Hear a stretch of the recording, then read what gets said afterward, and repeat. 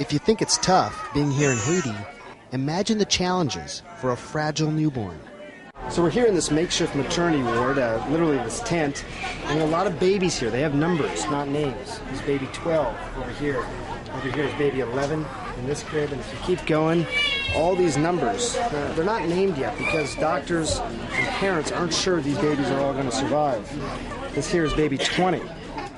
He is 7 weeks premature, and under the best possible circumstances, he is high risk.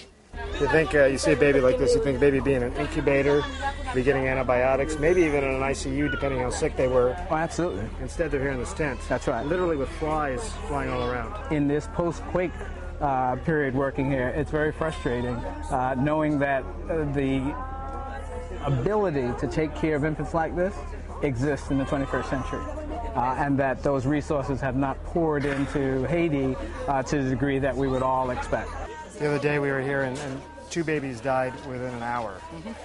Is that common? Is that something that you're seeing a lot? Well, you know, the infant mortality here in Haiti, even before the earthquake, is still very high, but it's been increased here because of the conditions. These tents are very hot.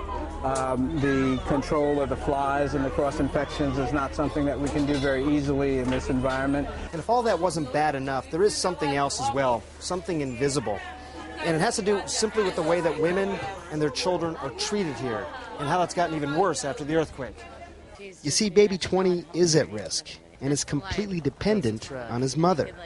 But his mother, Mary Claude, is also at risk. From the moment they leave this makeshift maternity ward, they are especially vulnerable. Your organization writes specifically that there is a real concern that women be exploited, they could be trafficked, and they could be abused. Yes, women are subject to that, and in Haiti, in fact, it was a pre-existing problem before the earthquake. If, for example, you know, they are weak, they're helpless at the moment, or they are confused, and they've lost their whole family, and they may be taken away and trafficked. What's going on here? And how could all of this affect baby 20? I went straight to the Minister of Health's office to discuss some of these issues. So they get protected here on the compound, even by women, military. Yeah. But what happens after they leave?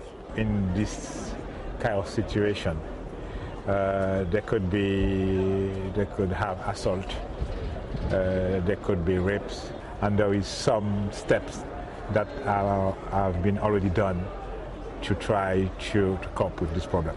But for the time being, things are getting better for Haitian women and their infants, for Mary Claude, and yes, for baby 20. Who incidentally is one of 7,000 babies expected to be born in Port-au-Prince this month alone. Born in a tent, and he's considered lucky.